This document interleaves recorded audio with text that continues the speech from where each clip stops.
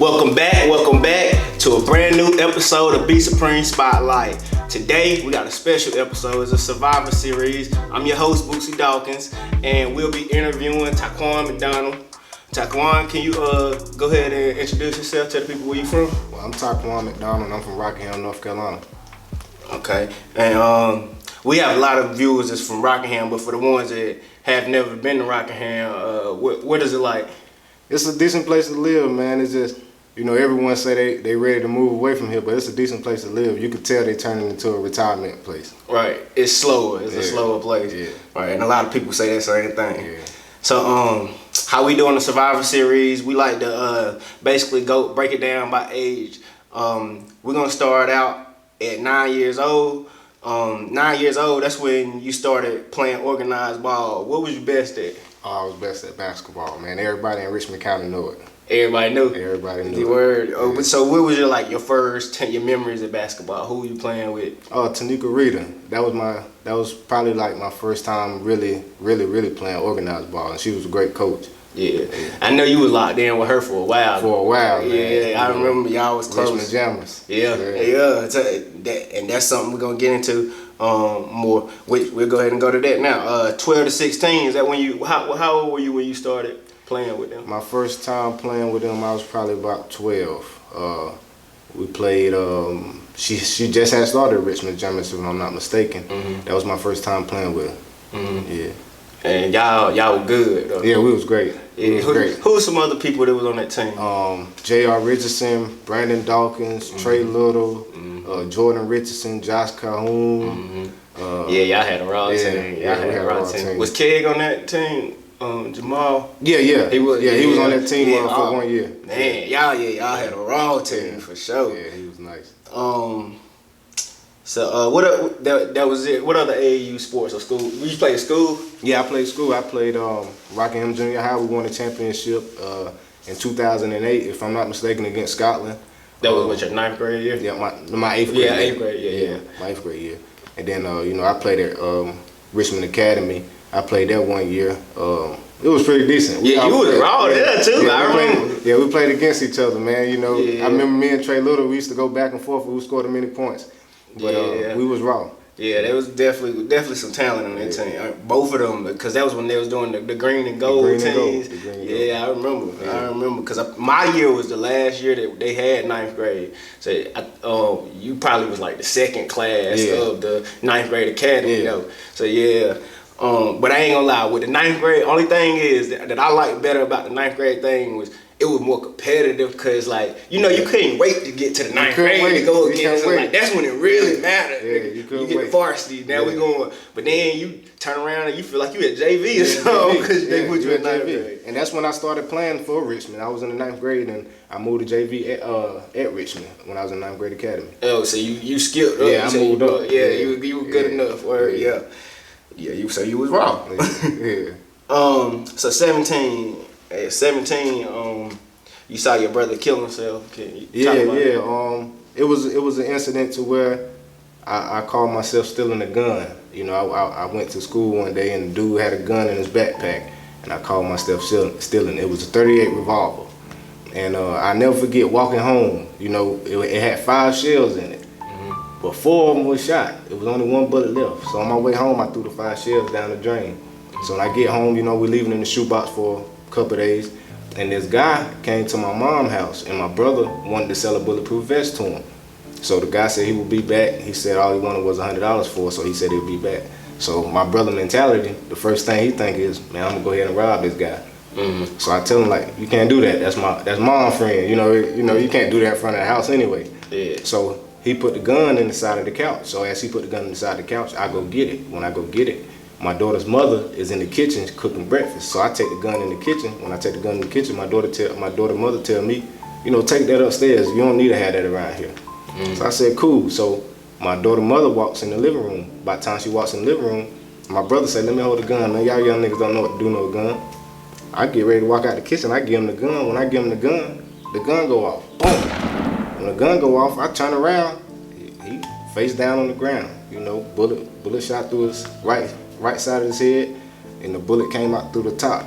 You know, that was my first tragic incident. Wow. Like I never seen that much blood a day in my life. You know what I'm saying? I was so in shock. You know, I didn't know what to do. Yeah, that gotta change you. That gotta change you. I didn't know what to do. You know, and it bothered me for years. You know, it bothered me for years. But being the person that I am, the family that I come from, you know what I'm saying? Like, it's nothing. It's really nothing that can tear me down. You know what I'm saying? They ain't gonna tell you all that. It ain't gonna tell me that. Yeah, but that's a traumatic experience, bro, for real. And seeing that with the impact of it being your brother, that connection, to see something like that young. Yeah. Like I tell a lot of people, like I got shot.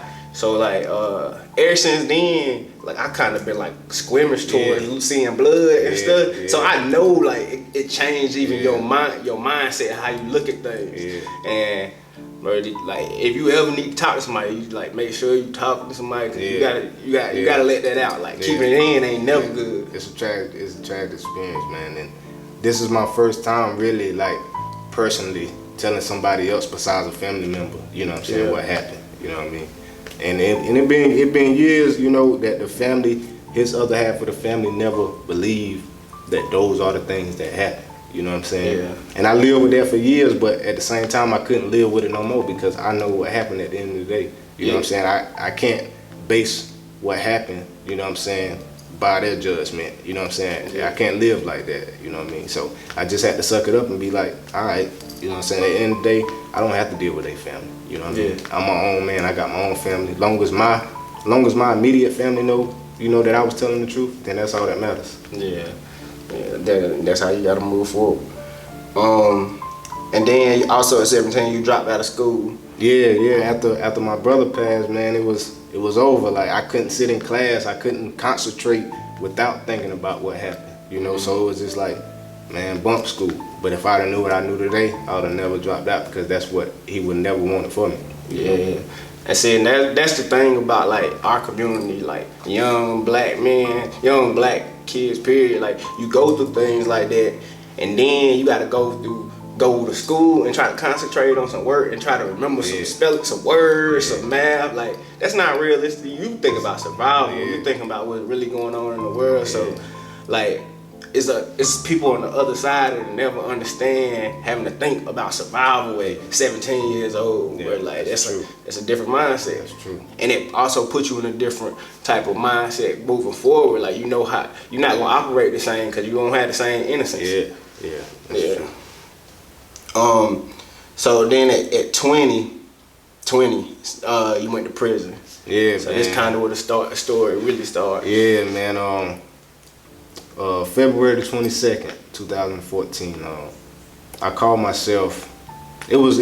I look at it as it being coward, you know. But at the same time, it was like I gotta keep this name for myself. You know what I'm saying? I can't let nobody get over on me like that.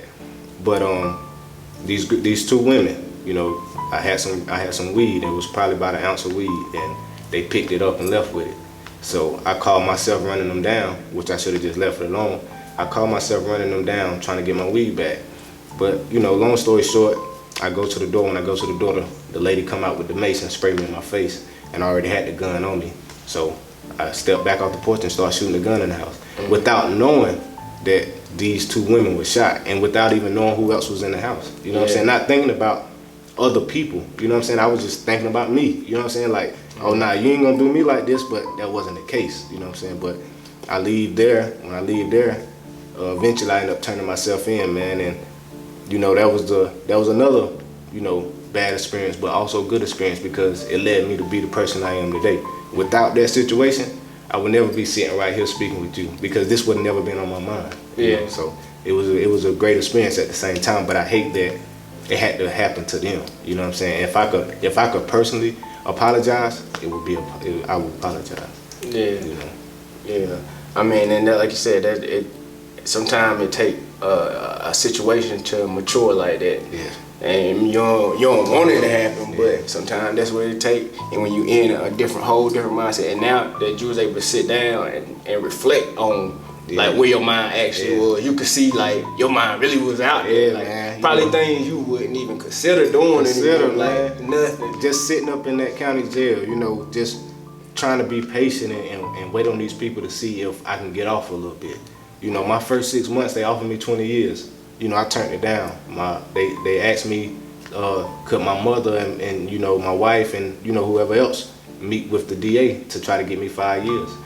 So my mother and them go meet with the DA. The DA turned the 5 years down like I was a menace. And they came back with 20 more years within the next 2 or 3 months. I turned that down again. I told my lawyer, let's prepare for trial. I didn't know what trial meant. Only thing I kept hearing in the county jail was these lawyers, you know, the jailhouse lawyer. Man, look, they didn't want to pay this much money for no trial, which is true in certain situations. But I got 2 counts of attempted murder with a foreign bar felon and shooting an occupied dwelling. They don't want nothing. They don't want to hear none of that. Yeah. They finally offered me 83 to 112, which is 6 years, 11 months to 9 years. So I signed it, you know, and I was on the bus. Yeah. So I mean, you was 20 years old playing hardball. 20 years old, man. Like not knowing when you turning stuff down, like it could sit you down for life. Yeah, it could have been really bad for me, but it was all in God's plans. You know what I'm saying? So I don't even really sit here and reflect on what could have happened because this was all God's plan. You know what I'm saying? So what did you? Next question is, what did you learn during that time? Like, oh man. I learned so much, man. You know, just learning how to value life more. You know what I'm saying? That's the most important part. You gotta value life. You gotta not even value life, but you gotta value other people, because if you don't know the value of other people, you don't even know the value of yourself. So it's like, how can you really love and care for yourself when you don't even love and care for this person? You know what I'm saying? So just being in there, laying on that bunk each and every day. Only thing you can think about is, I don't want to get out here and do these same things, so I gotta find a way. You know what I'm saying? Even if I don't get out there and I just jump and be successful, that's not even, it's working on you, because you have to work on you before you can work on anybody else. You know what I'm saying? How can I have you around me and I don't even got nothing going for myself? Yeah. You ain't, I mean, what's the point of you being around me? You know, so it was like, change is movement, movement is change. Without no movement, there's no change. You know what I'm saying? So that's the most important part, man. You know, work on yourself. You know what I'm saying? And that was my biggest stepping stone in there, like working on myself. I sat down and wrote a book, and it's not finished as of right now. I got like 2 or 3 more chapters. And during that time of writing the book, I ended up coming up with another book. So, you know, it was a lot I learned. Well, that's good. Make sure you finish that book. Yeah, like, you gotta finish it, because people gotta see it. Yeah. And, like, to see it from somebody that been through it, it's different. Like, people can sit around and talk about things, but when you didn't live that life, and you didn't actually live and walk in front of that court and not knew what was gonna happen to you, not know maybe 40 years old, you still might be sitting in that prison. That's true, man. That's true. Yeah, I know that's gotta be a scary feeling. A scary feeling, dog. A scary feeling, man. But at the same time, it was just like, the temple is in me. You know what I'm saying? So if the temple is in me, that means Christ is in me. So I don't got no fear. You know, I don't got no fear. It was just, I want to hurry up and get this thing over with. So take us back to like your mindset during that trial. Like, were you like, because I hear you saying, that's what you're saying, like the temple was in you, so that's what you was doing. You were more so putting your faith, like you know this is what it's gonna be. Man, I started reading the Bible and everything, man. And I come from a church family, a church going family. You know, I was in the church every Sunday. But as I got older, I started wavering away for those things, you know what I'm saying? But when I got locked up, it was just like, the Bible just came to me like it was a magnet, you know what I'm saying? I picked it up, you know, and I started reading it. When I started reading it, it didn't make sense to me, you know what I'm saying? But as I got older, like when I got to 25, 26, I started understanding it more, you know what I'm saying? And as I started understanding it, which I still don't understand a lot of things in the Bible, but the verses and some of the chapters that I did learn, I started understanding it more. You know what I'm saying? It was like food for me, you know what I'm saying? So it was just like, why not read this and get an understanding of it? Even if you may not live it all the time. Yeah. That day that you stop living it, go back and read it again. You know what I'm saying? Blessings come your way each and every day. It's up to you. You know what I'm saying? To really sit there and realize, you know, where they coming from or how they coming. You know what I'm saying? So I felt like during the situation as far as the trial and stuff, man, it wasn't no worries. It wasn't no worries. Like I was at ease, you know what I'm saying? And being age of 20, you know what I'm saying? Like I'm looking at 0 to life. Yeah, 20 young, you still a kid. Yeah, 0 to life, man. I was still at peace, you know what I'm saying? At the same, I never called home, you know, crying about this, crying about that. I was just ready to get it over with. That's how that peace I was with myself. Like, you know, it is what it is. I gotta put it in God's hands. I can't do anything about it. Yeah, that's real. So how did you stay sane while you were locked up? Man, thinking about them babies, man. I had my baby girl, she was like 9 months years old, you know, when I first fell. My first time ever seeing her walk was in the county. You know what I'm saying? So it was just like, I don't never want to miss those opportunities again. You know what I'm saying? Like, and then my wife, you know what I'm saying, she held me down forever. You know what I mean? Like that's a big part. You know, you don't find too many women like that, but yeah, that's the realest. That's definitely the realest. That's the realest, man. Cause I've listened to stories like, I mean, cause you get behind them bars, you could really get lost. Like people literally could forget about you. Yeah, man. You start losing your mind in there, man, because there's a support system at that moment. Yeah. And you know that's why I try to tell her. I ain't gonna say a lot of guys, but a few guys that I do deal with. Man, some of y'all don't have the support that I had. You know what I'm saying? I ain't bragging, but y'all don't have the support that I have. So, you know, why put yourself in those shoes to where you might end up going one day and you don't have that support? You know what I'm saying? I know what it's like. I done seen people in there without the support. You know what I'm saying? They started smoking. You know what I'm saying? They started doing things that they shouldn't even be doing, and they probably wasn't doing it before they left the streets. It was just when they did leave the streets and they got there, they done burnt their bridges so bad where nobody want to do anything for them. Yeah. So now you in there, you trying to sell your shoes, or you know, you trying to go get a bag and stand at the canteen and wait for people so you can put their stuff in the bag so they can give you some type of cake or a bag of chips. Yeah. You don't want to live like that, man. That's not the way to live, you know. Nah. But a lot of people don't have that support, man. So they don't never think about it until they get in that situation. Like, dang, man, I done burnt my bridges with this person, that person. Yeah. I mean, it's too late to think about it now. You in this situation. You know what I'm saying? And then you mad at the world. You mad at the world. Like they supposed to be there. Yeah. And I mean, I feel like if you a real loved one, you are supposed to be there in a way. Like you can't you can't just leave them out there. Like you don't abandon them like that. You can't. That's why. And it's sad. Yeah, it is. It's very sad. That's why anybody that I had, like my brother said, but he went. I did that bid with him. Yeah, I did that bid with him. Right. Like I'm talking about, he got sentenced. I was right there in the court, the whole time, writing them the whole time. Because I'm just like, bro, I ain't never been in prison, none of that. But I just know if I'm in this cell locked up, that's the worst. That you take my time away. Where I can't do what I want to do. Where I can't eat what I want to eat. I can't. Bro, I don't want to. I'm gonna make this time at least as comfortable as possible for you. Yeah. You got any funny stories from the cell? Oh man, I had this guy, man, one of my homeboys. His name was Derek Bradshaw, man, and I'm pretty sure you probably done heard about Tunchi. Well, he was in there one day, and we was all standing on the top tier, and he smoked real bad. So you talking about the K2, right? K2, yeah. Just so clarify for everybody K2 out there, because everybody ain't gonna know. Yeah. So he was smoking it, and we didn't think nothing was wrong with him. He just had a baby and everything, so. We looking at him like, man, why is he tripping? This is my first time actually seeing somebody trip out off of it. I really didn't know what K2 was. So we like, what's wrong with him? He was like, man, I don't know. So he just started banging on top of the locker. I'm like, oh man, we gotta get this dude. He tripping. So the lieutenants and the captains, they all in the court area, which is where the officers are. You know what I'm saying? They all out there. So we like, oh man, they coming in here. He like, man, fuck them. Excuse my language, y'all. Yeah, like, go ahead. So when they come in, we like, yo, man, they coming. So he just laid down on his knees. He like, oh, I just had a baby. No, so the lieutenant's like, is he all right? We like, yeah, he good, man. He just had a baby or whatever.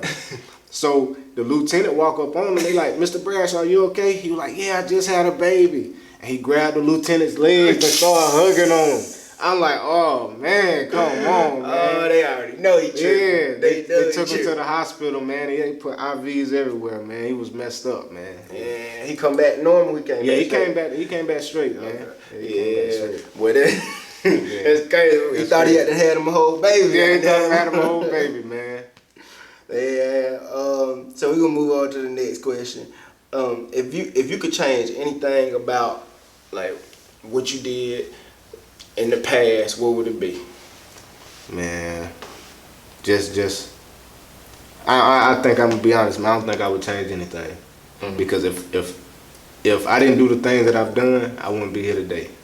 So I feel like I wouldn't change anything. And I know that might sound crazy, but I don't think I would change anything, bro. Because if I didn't go through the things that I went through, you know what I'm saying, throughout the past, whatever, I wouldn't be who I am. You know what I'm saying? And I feel like I'm blessed. You know what I'm saying? A lot of people say they would change a lot of things they done, but I don't feel that I would change anything because I'm a great man today. You know what I mean? I feel like you value where your mind is at this point. Like you value that as much as anything. Yeah. And mindset is everything. You could be a billionaire sitting right here. Like it just ain't happened yet, but mindset is everything. The mind controls the body, man. You know? Exactly. It gotta start as a thought first. As a thought, man. Yeah. If it was this is the last thing, if you could look in this camera and say something to kids. Like it's kids out there that they can't wait to jump off the porch. They ready to go crazy. They see all the rappers, they see all the drug dealers that they look up to. They think that it's cool, and they want to get fast money. Coming from a person that done been there in that cell, like what would you say to them? Man, money, drugs, all that mess, they ain't nothing but necessities, man. You know, that stuff here and gone tomorrow. You know, and then, you know, we look at rappers and we see the things that they do. But at the end of the day, you know, they'll rap about something and you'll go disrespect your parent. But they ain't never been locked up. They ain't never been through what half of y'all been through. They ain't never, you know, had to be with their mama in the store stealing. They ain't never been through that stuff. So it's like, how can you, as a child or even as a 9 or 10-year-old, whatever, teenager, how could you want to follow a rapper that ain't never been through nothing you've been through? He can't teach you anything. Of course he can go out here and rap about something, you know, about money and all these things, yeah, because he came from it maybe. But at the same time, they never been locked up. Their mother never had to steal out the store or had to find a way to feed them. You know what I'm saying? And that's what a lot of y'all are going through right now. You know what I'm saying? So don't follow rappers. You know what I'm saying? At the same time, look at me. I mean, I didn't come from the mud. I didn't have to take the road that I took, but I did. And then look where it got me. But at the same time, it made me a better man. And prison is not for everybody. Prison wasn't for me. I just had to deal with it. Because at the same time, I couldn't leave. I couldn't go nowhere. You know, I didn't have the money to pay for a lawyer like a few do. You know, I didn't have the money to pay for that.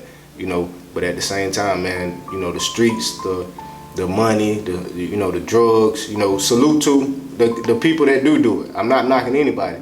But, you know, to the young ones, man, that's coming up, man, it's not for everybody, man. It's not for everybody, because I thought that I could sell drugs. I ain't have as much money as some of these guys got, you know, and I realized it wasn't for me, you know. So don't choose those type roles, you know. It's not for everybody, man. You know, just, you know, find a sport or, you know, find some type of talent that you have, you know, a musician, you know, gymnastics, soccer, baseball, basketball, whatever it is, you know, find something, you know what I mean? Because the streets done changed since I was a child.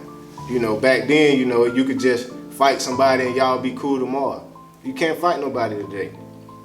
You know, and the guns, you know what I mean? Like it's way out of order now. You know, so I mean, if you have that mindset, you know, try to find a way to change it. You know, my name is Taquan Macdonald on Facebook. You know, if you need any type of support, if you need anybody to speak to you, you know, just hit me on Facebook. I'm there. You know what I mean? I'm here for any child or any teenager that may need my help. You know, that goes out to the mothers and fathers that, you know, might need somebody to talk to their child. I'm here, Taquan Macdonald on Facebook. Yeah, I appreciate you coming through, bro. I think you need to look into being a motivational speaker so you can get in, talk to these kids, talk to everybody, even the adults too. But like, I really say the kids because that's where the future is. And you know, coming up in Richmond County, we ain't have a lot of stuff. We ain't have a lot of options to do a lot of different things. So sometimes you just need to hear something from a different voice that ain't your parents. So that's a fact. Think about getting into the speaking. And I appreciate you coming through, man, bro. Definitely, man. Yeah, we're gonna get up again, do this again, and we're gonna talk a couple more months down the line. We're gonna find out more about where you at, what you got going on. Because I know you got some big things coming, bro. I'm here, man. I appreciate y'all tuning in. Until next time.